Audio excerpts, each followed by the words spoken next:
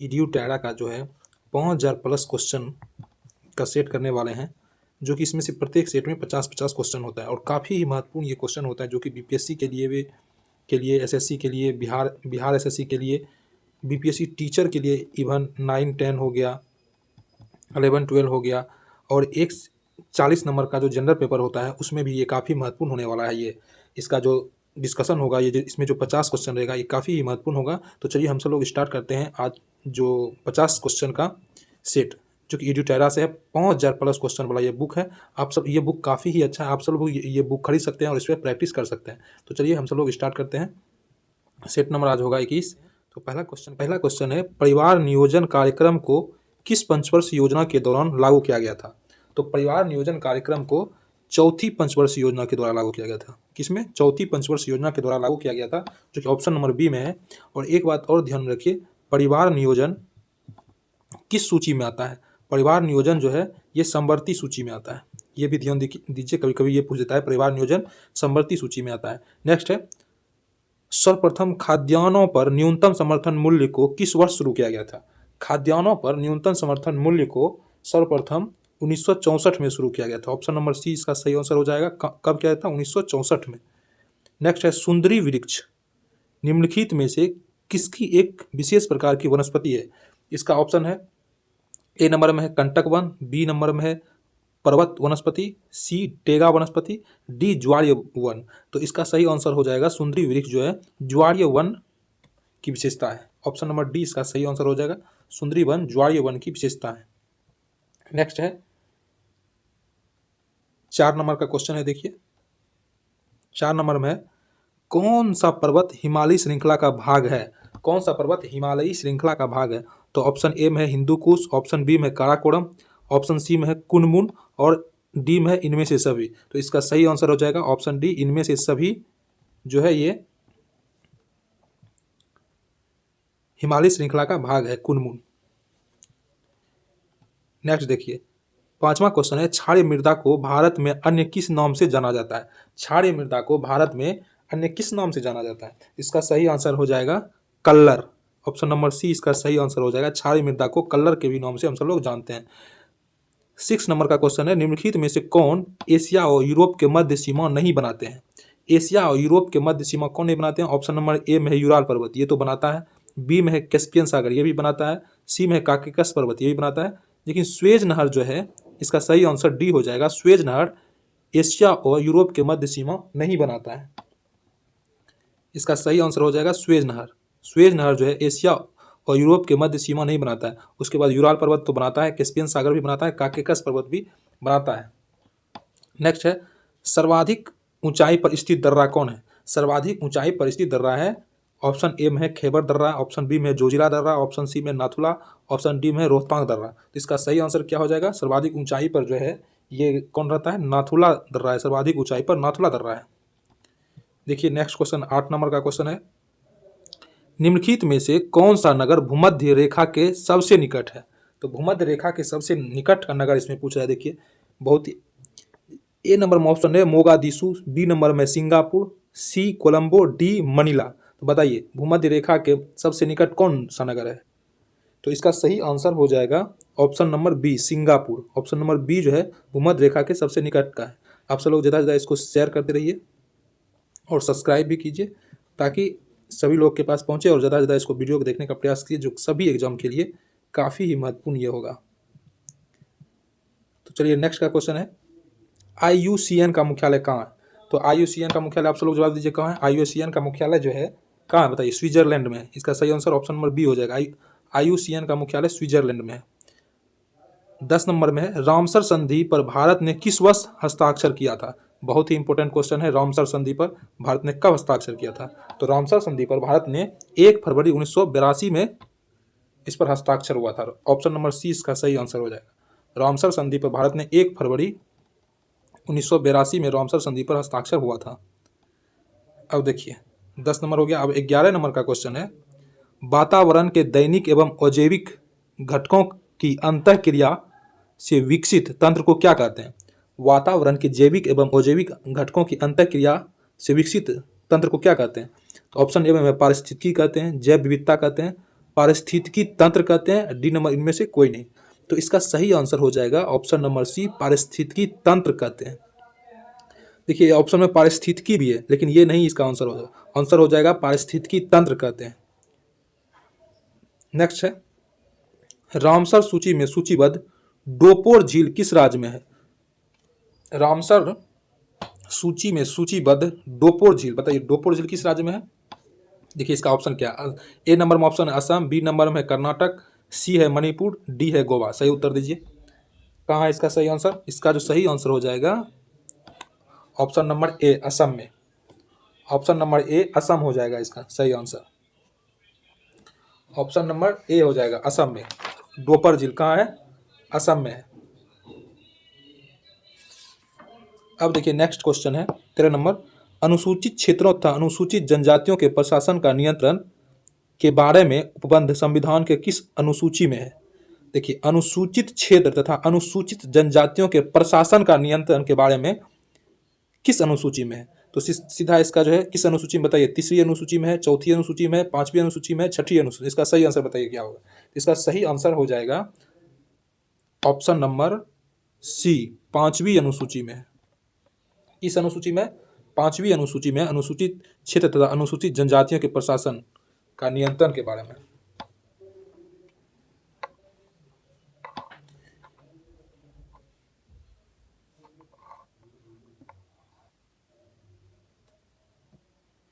और देखिए छठी अनुसूची में क्या है, सबसे ये इंपॉर्टेंट है। छठी अनुसूची में क्या है, ये बार बार पूछेगा भी। तो छठी अनुसूची में पूर्वोत्तर भारत के 4 राज्य असम, पूर्वोत्तर भारत के 4 राज्य असम, त्रिपुरा, मेघालय और मिजोरम, असम, त्रिपुरा, मेघालय, मिजोरम के अनुसूचित जाति के प्रशासन के संबंध में विशेष रूप से चर्चा किया गया। देखिए इसमें थोड़ा सा कन्फ्यूजन होगा। अनुसूचित जाति एवं अनुसूचित जनजाति प्रशासन में 5वीं अनुसूची में है, और छठी अनुसूची में पूर्वोत्तर राज्य के 4 राज्य असम, मेघालय, त्रिपुरा और मिजोरम के प्रशासन के बारे में चर्चा किया गया है। तो इसको ध्यान रखिए। नेक्स्ट देखिए है सूची 1 और सूची 2 से मिलाइए। तो देखिए सूची 1 मौलिक अधिकार, देखिए मौलिक अधिकार कितना में है? संविधान के भाग 3 में मौलिक अधिकार है। संविधान के भाग 3 में मौलिक अधिकार है। मौलिक कर्तव्य जो है भारत का संविधान का भाग 4 का कॉम, इसका बी का हो जाएगा 4। निर्वाचन, देखिए निर्वाचन किसमें है? निर्वाचन हो जाएगा भारत संविधान का भाग 15 में, तो इसका हो जाएगा सी का 2। आपात उपबंध, आपात उपबंध कितना है? भारत संविधान का भाग 10, 8, 18 में है, तो इसका हो जाएगा 1। तो देखिए 3, 4, 2, 1, तो 3, 4, 2, 1, तो ऑप्शन नंबर डी इसका सही आंसर हो जाएगा 3, 4, 2, 1। नेक्स्ट है भारत की संसदीय शासन प्रणाली में एवं ब्रिटेन की संसदीय शासन प्रणाली का मुख्य अंतर क्या है? तो दोनों का मुख्य अंतर क्या है? भारत के संसदीय शासन प्रणाली एवं ब्रिटेन के संसदीय शासन प्रणाली का मुख्य अंतर क्या है?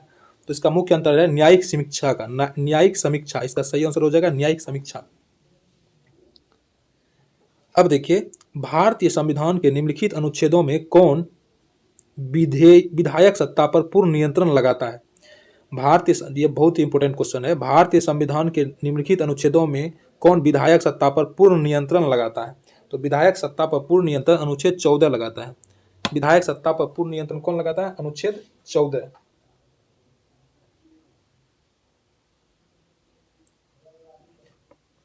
नेक्स्ट क्वेश्चन है 17 नंबर क्वेश्चन है, राज्य मंत्री परिषद निम्न में से किसके प्रति उत्तरदायी होता है?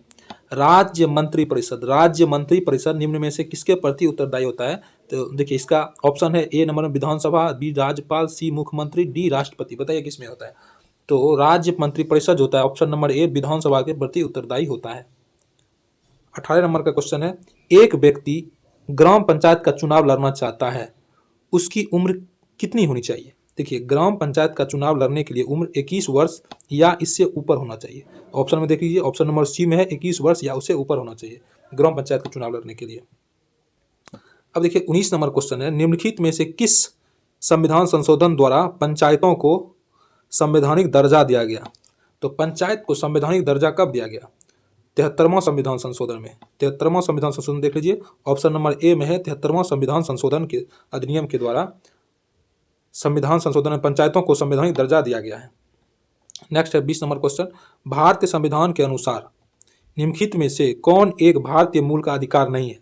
तो इसका देखिए ऑप्शन नंबर ए में कानून के समक्ष समानता, ये तो है। इसमें पूछ रहा है नहीं है, भारतीय मूल का अधिकार नहीं है, तो ये तो है ही, कानून के समक्ष समानता ये है। धर्म की स्वतंत्रता ये भी है, भाषण देने का स्वतंत्रता ये भी है, अपना शिक्षण संस्थान बनाने पर प्रतिबंध नहीं, ये भी है, लेकिन यहाँ प्रतिबंध लिखा है, इसका सही आंसर हो जाएगा ऑप्शन नंबर डी। नेक्स्ट है 21 नंबर, निम्नलिखित में से कौन सा कथन सत्य है? ऑप्शन नंबर ए में है वित्त आयोग संवैधानिक निकाय है। देखिए, और इसमें जो पूछ रहा है कौन सा कथन सत्य है, 21 नंबर में पूछ रहा है कौन सा कथन सत्य है, तो ऑप्शन नंबर ए में है वित्त आयोग संवैधानिक निकाय है, ये तो सही है। वित्त आयोग को संसद नियुक्त करता है, नहीं। ये वित्त आयोग में 5 सदस्य होते हैं, ये भी नहीं। इनमें से सभी सत्य हैं, तो इसमें सभी सत्य नहीं है, ऑप्शन नंबर ए सत्य है, वित्त आयोग संवैधानिक निकाय होता है। वित्त आयोग जो होता है संवैधानिक निकाय होता है। आगे का देखिए 22 नंबर का क्वेश्चन क्या कहता है, इसमें कहता है निम्नलिखित में से कौन कैग के ऑडिट रिपोर्ट का जांच करती है? ये बहुत ही इंपॉर्टेंट है। कैग के ऑडिट रिपोर्ट का जांच कौन करता है? तो ए नंबर ऑप्शन में प्राक्कलन समिति, बी नंबर में लोक लेखा समिति, सी नंबर में कार्य मंत्रणा समिति और डी नंबर में ए और बी दोनों। बताइए इसका सही आंसर क्या हो जाएगा? तो कैग के ऑडिट रिपोर्ट की जांच कौन करता है? तो इसका सही आंसर हो जाएगा 22 का बी नंबर हो जाएगा, लोक लेखा समिति। कौन करता है? लोक लेखा समिति करता है। 23 नंबर में किलोखरी को अपनी राजधानी किस शासक ने बनाया? इसका देखिए, ये किलोखरी है, और किलोखरी को अपनी राजधानी किस शासक ने बनाया था? तो किलोखरी को अपनी राजधानी ऑप्शन नंबर ए में इसका सही आंसर हो जाएगा जलालुद्दीन फिरोज खिलजी ने बनाया था। किसने बनाया था? जलालुद्दीन फिरोज खिलजी ने बनाया था किलोखरी को अपनी राजधानी। सैयद वंश का संस्थापक कौन था? ये बहुत ही क्वेश्चन है। सैयद वंश का संस्थापक खिज्र खां था। नेक्स्ट है, किस मुगल शासक के शासनकाल को स्थापत्य का स्वर्ण युग कहा जाता है? किस मुगल शासक के शासनकाल को स्थापत्य का स्वर्ण युग कहा जाता है? तो इसका सही आंसर हो जाएगा शाहजहां को। ऑप्शन नंबर बी, 25 का बी हो जाएगा आंसर।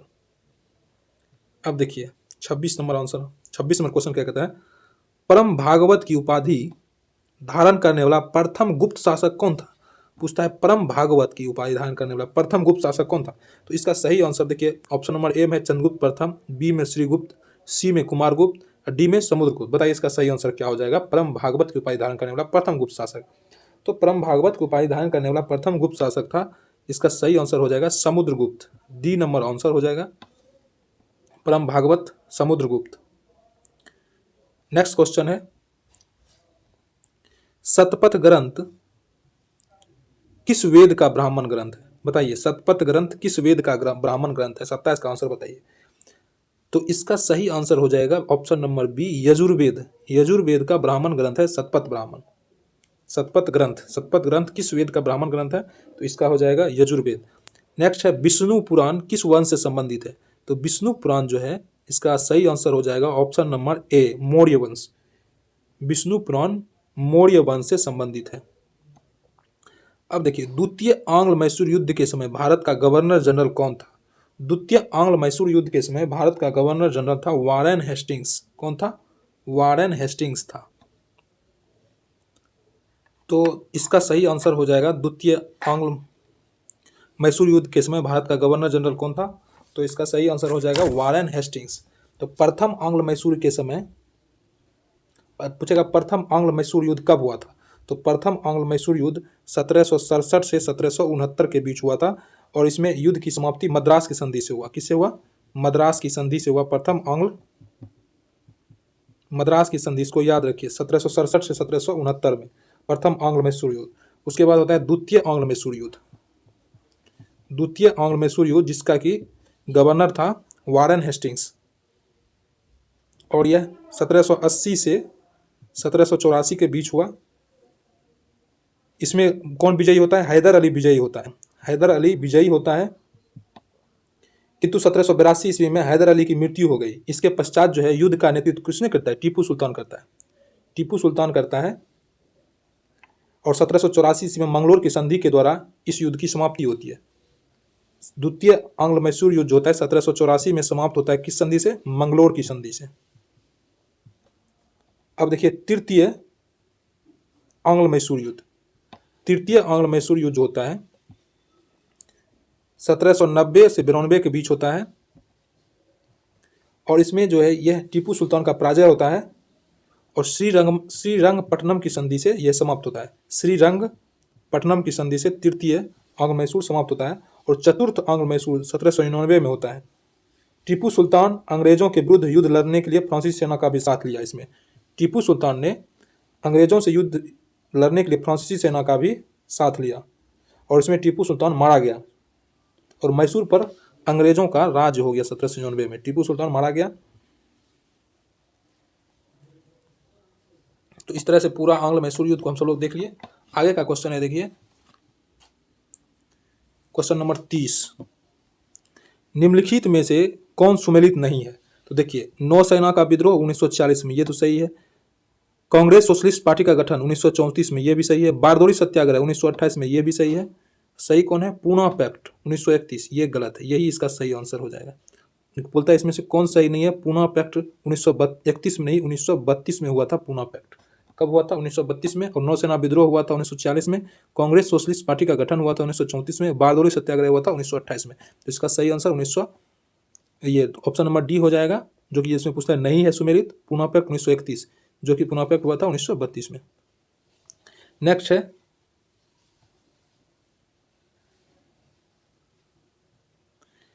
है कांग्रेस के किस अधिवेशन में पहली बार वंदे मातरम गाया गया? कांग्रेस के 12वां अधिवेशन में, याद रखिए इसको। कांग्रेस के 12वां अधिवेशन में वंदे मातरम गाया गया था और यह कहाँ हुआ था? कलकत्ता में हुआ था, 1896 में हुआ था। और इसका जो अध्यक्ष कौन था? रहीमतुल्लाह सियोनी। रहीमतुल्लाह सियोनी था इसका अध्यक्ष।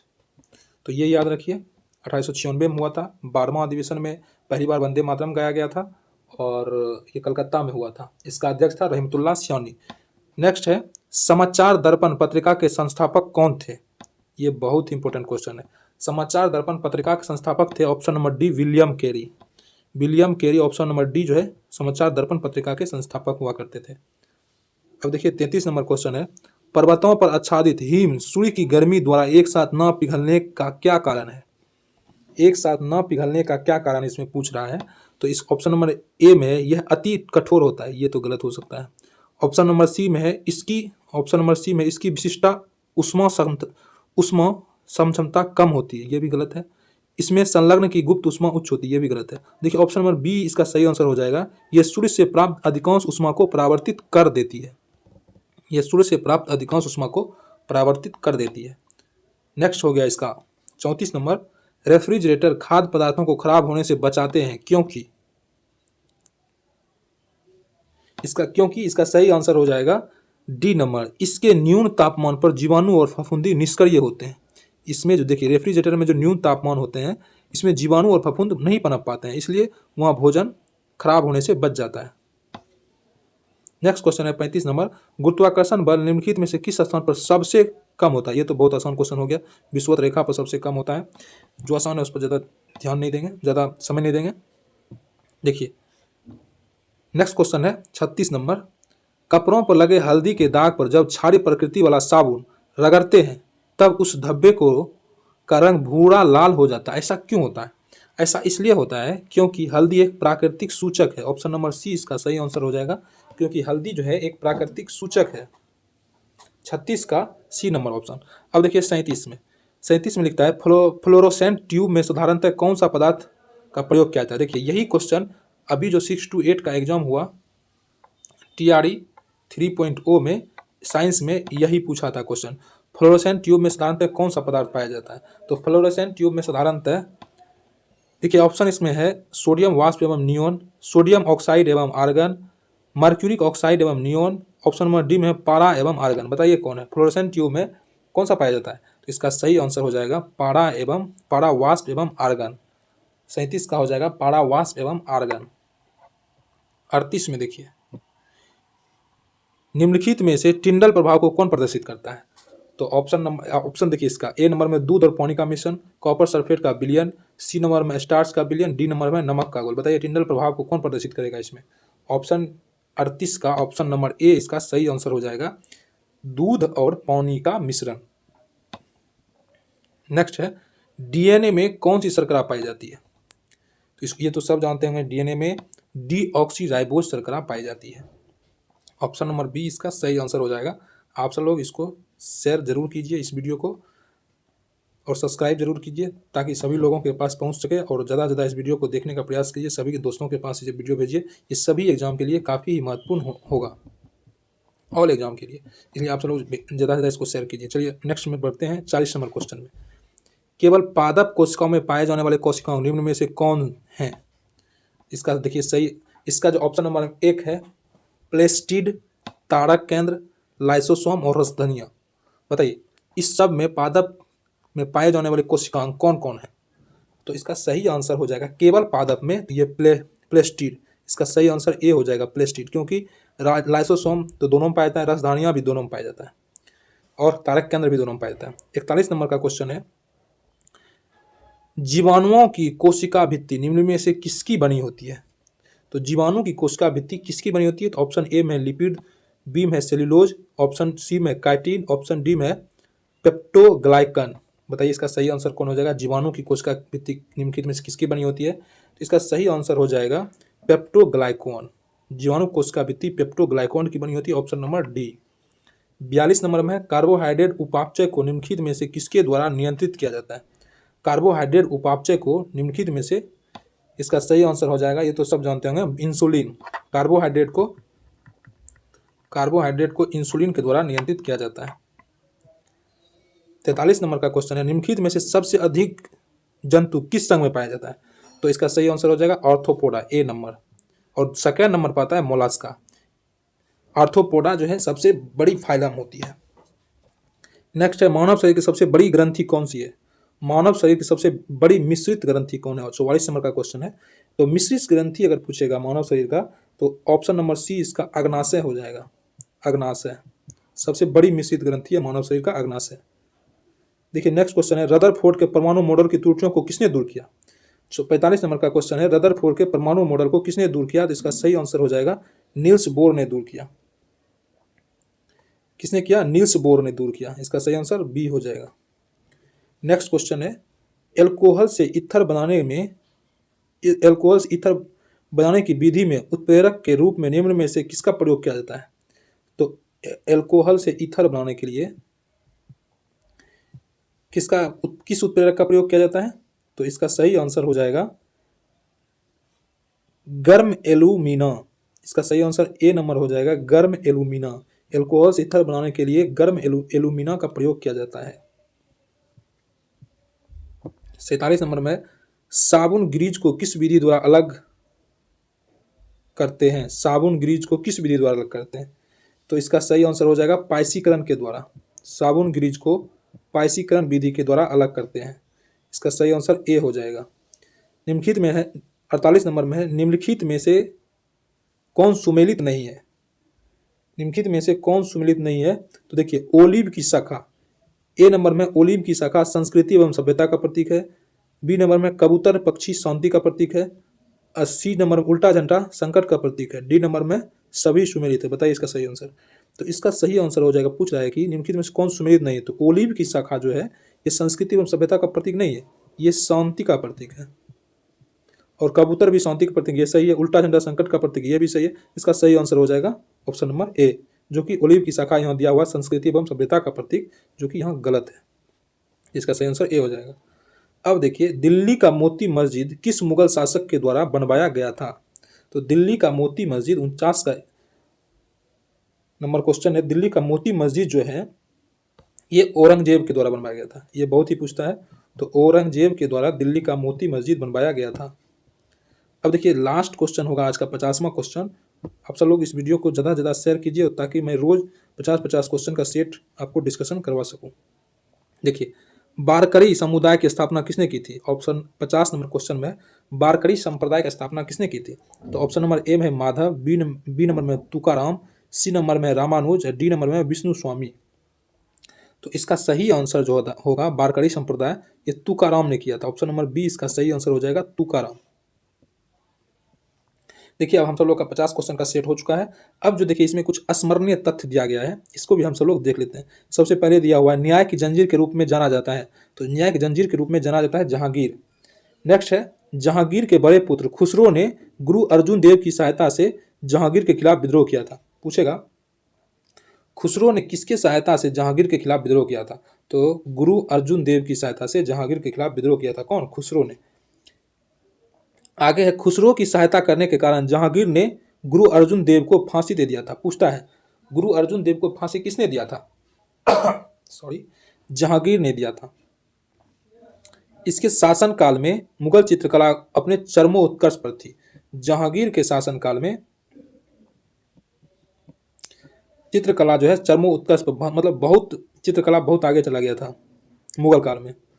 इसके बाद है इसके दरबार में रहने वाले प्रमुख चित्रकार थे कौन कौन? उस्ताद मंसूर थे, अबुल हसन थे, शिवन दास था, मोहम्मद मुराद थे। ये इतना इंपॉर्टेंट नहीं है। आगे इसके संस्कृत भाषा में विद्वान जगन्नाथ को पंडित राज की उपाधि दी गई। ये बहुत है। संस्कृत भाषा के विद्वान जो थे मुगल काल में जगन्नाथ को पंडित राज की उपाधि दिया गया। किसका? पंडित राज का उपाधि दिया गया। आगे अशोक के कौशाम्बी स्तंभ पर जहांगीर का लेख उत्तीर्ण है। अशोक के किस स्तंभ पर? कौशाम्बी स्तंभ पर जहांगीर का लेख है, जहांगीर का लेख उत्कीर्ण है। अब देखिए नेक्स्ट क्वेश्चन है इसके शासनकाल में, जहांगीर के शासनकाल में captain Hawkins sir Thomas Roe Bharat आए थे। कैप्टन हॉकिंस और सर टॉमस रो भारत आया था। जहांगीर के मकबरा का निर्माण नूरजहां ने करवाया था। जहांगीर के मकबरा का निर्माण किसने करवाया था? नूरजहां ने करवाया था। इत्माद उद्दौला का मकबरा का निर्माण नूरजहां ने करवाया था। देखिए नूरजहां ने कौन कौन मकबरा का निर्माण करवाया? जहांगीर का मकबरा का निर्माण और इत्माद उद्दौला का मकबरा का निर्माण कराया था कौन? नूरजहां ने करवाया था। नूरजहां का वास्तविक नाम था मेहरू निसा था।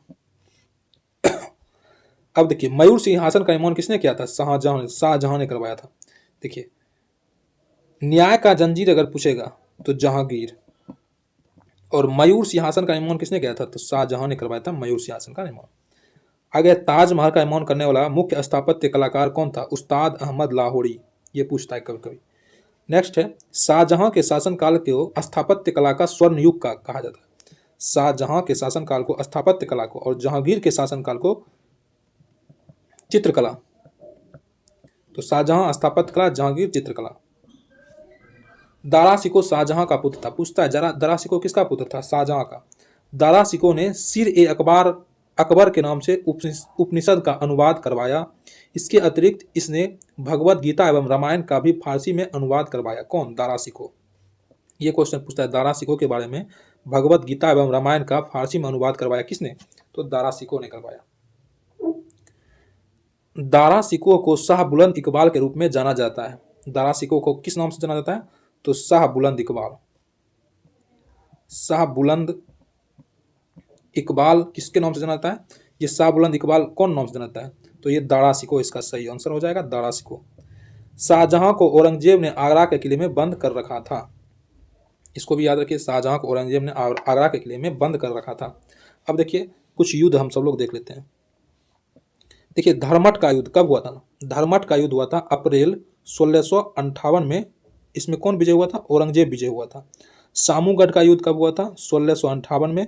औरंगजेब ही विजय हुआ था। और देवराय का युद्ध कब हुआ था? 1659 में। इसमें भी औरंगजेब विजय हुआ था। तो देखिए धर्मट के युद्ध में औरंगजेब विजय हुआ, सामूगढ़ के युद्ध में औरंगजेब विजय हुआ, और देवराय के युद्ध में भी औरंगजेब विजय होता है। धर्मट का युद्ध होता है 1658 में, सामूगढ़ भी होता है 1658 में, और देवराय भी होता है 1659 में, और सभी में औरंगजेब विजय होता है। तो इस तरह से हम सब लोग आज 50 क्वेश्चन का सेट देख लिए।